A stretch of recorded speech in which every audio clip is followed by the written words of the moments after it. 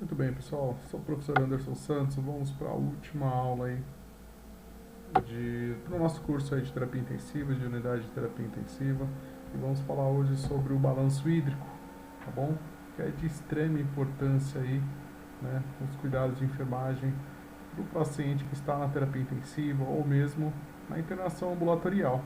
A principal função é monitorizar os líquidos aí que são administrados ao doente todo o período de internação. Então, ele pode ser por via oral, através de alimento, água, né? E as perdas podem ser na diurese, evacuação ou em drenos, tá bom? Então, os medicamentos são administrados por via oral, eles fazem parte dos ganhos. Os medicamentos que são infundidos na veia também, tá bom? Então, na perda aí vai ser é, quantificado tudo que for, tá? Débito de sonda, drenos, tá bom? Vômitos, líquidos que ele perca, tá bom? Toda perda aí o paciente ele vai ser computado como negativo, tá bom? Então os ganhos, tudo que for infundido, tá? Então quando a gente tem um balanço igualado, quando a gente tem aí as perdas que dão um valor igual ao ganho. Por exemplo, foi infundido 1000 ml de soro, ele tomou 500 ml de água, mais 500 ml aí foi infundido de uma reposição. Então, no total, 2000 ml ele recebeu aí, tá? E aí ele tem lá na sonda vesical 2000 ml de eliminação na diurese, tá bom? Então, 2000 menos 2000, zero, tá bom? Então tá igual aí, não tá negativo, tá bom? E nem tá positivo. Então nós tivemos aí igualado aí essa quantidade de ganho e perda, tá bom? Então o balanço hídrico ele pode indicar a evolução clínica do paciente se ela está boa, né? Se ela está se o paciente está tendo uma resposta boa, terapêutica ou ruim, tá bom? Então é importante que esse balanço, né, junto com os exames, eles vão mostrar se a patologia está sendo tratada de forma correta ou não, tá bom? Então as dietas, as sondas, sonda nasointeral, ostomia, ingestão de sucos, chá, sopa, tudo isso você deve anotar como ganho, tá bom? Medicamentos, diluição, drogas vasoativas, nutrição parenteral prolongada, NPP, tá?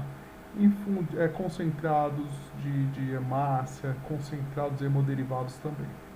Então, o que pode ser considerado como perda, né? Sonda vesical, drenos, tá bom? Secreções, tudo que for eliminado, certo? Então, como que eu vou calcular esse balanço? Tá? Então, um exemplo, tem essa tabelinha, né? Então, você vai anotar a cada 2 horas tudo que for infundido naquele período, né? Então, aqui a gente tem por via oral, né? Se foi infundido algum ou se foi oferecido algo, né? Ah, ele não está tomando nada por via oral, mas sonda nasogástrica. Então você vai colocar aqui, ó, tá quantos ml hora, né? 63 ml hora, tá bom? Então tudo que for de ganho você vai anotar lá, tá? Drogas, tá bom? Sedativos, droga vasoativa, né? Tudo anotado, certo? Então, se foi infundido alguma coisa por boca, anotem. Não foi, coloca zero lá. Então, todo ganho é importante, independente se seja drogas, se sejam sucos, se seja alimentar, tudo que infundiu tem que anotar. E no eliminado, como é que faz? Então, tudo que for eliminado, então a cada 2 horas você vai lá olhar lá no sistema coletor fechado de sonda vesical. Aí vai lá, 8 da manhã, tem 100 ml de diurese. Então você vai anotar aqui.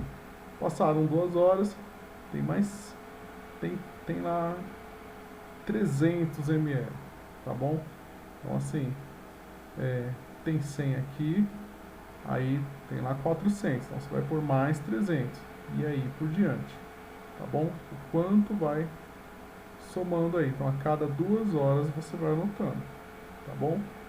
Ou ele está com a sonda nasogástrica aberta, aí no final do plantão você vê lá quanto que drenou, 500 ml foi eliminado, né? Foi eliminação pela sonda nasogástrica que está aberta. Ah, ele tem um dreno, né? Quanto que você drenou lá, você desprezou, né? Antes de ir embora, né? Antes de finalizar o seu plantão, 500 ml, tá bom?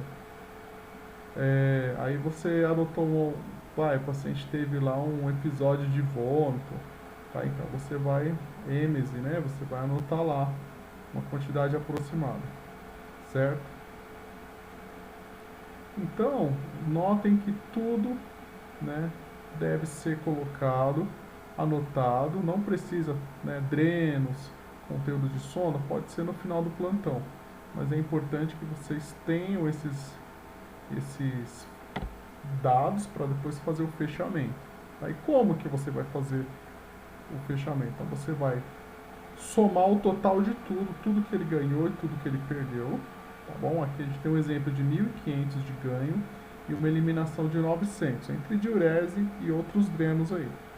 Então você vai fazer o cálculo, né? Tudo que ele ganhou, né, entre suco, soro, droga vasoativa e todas as eliminações. Entre dreno, sonda vesical, né, nós temos aqui um resultado de 600 ml. É um resultado o quê? Positivo, né? Ou seja, ele ganhou mais do que eliminou, né? Se ele tivesse eliminado mais do que tivesse ganhado, o resultado seria, né, negativo. Isso não é bom para o paciente. Então, qualquer alteração, ou seja, uma eliminação muito negativa, deve ser comunicado à equipe, tá bom?